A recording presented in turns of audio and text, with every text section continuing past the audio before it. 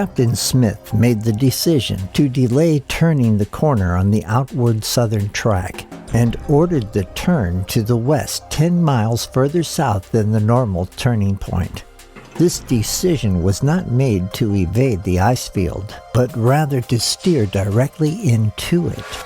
The Titanic's radio operators were occupied with passengers' messages, resulting in the Californian's last message to not reach the Titanic. It was common practice for captains to run their ships at full speed through ice fields, believing that any object large enough to damage the ship would be spotted in time to avoid it. Other ships in the area were also cruising at full speed, so Captain Smith was not alone in this approach. However, the Californian had come to a stop, raising questions as to why. Was she waiting at her destination? Shortly before 11 p.m., lookouts Fred Fleet and Reginald Lee began their watch in the crow's nest.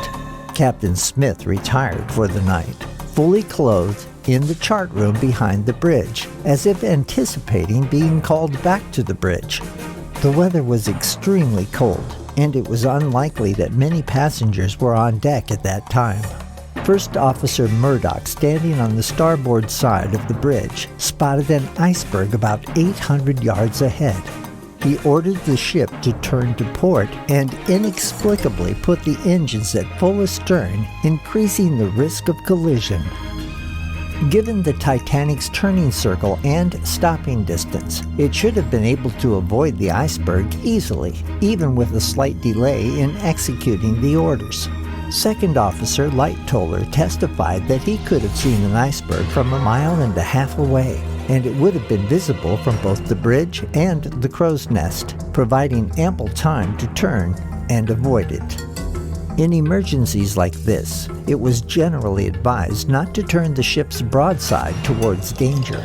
Even if the Titanic had struck an iceberg head-on, it likely would have remained afloat, with the exception of the unfortunate crew members in the forward boiler rooms.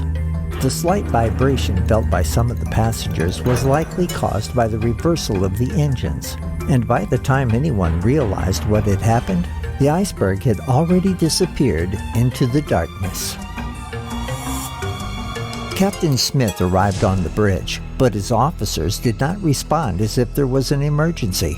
Second Officer Lightoller claimed he stayed in his cabin until another officer fetched him, which seemed odd given the proximity of his cabin to the bridge. Initially, there was no sense of danger among the passengers or crew, except for those extinguishing the fires in the boiler rooms.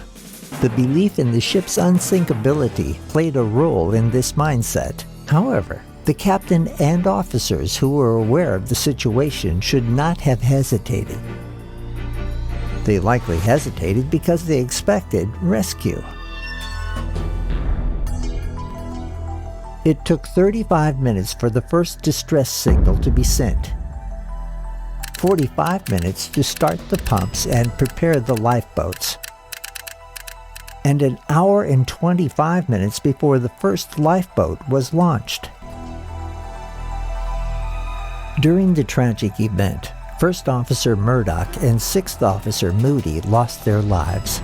Among the surviving crew members, Quartermaster Alfred Oliver and Helmsman Robert Hitchens did not witness the collision.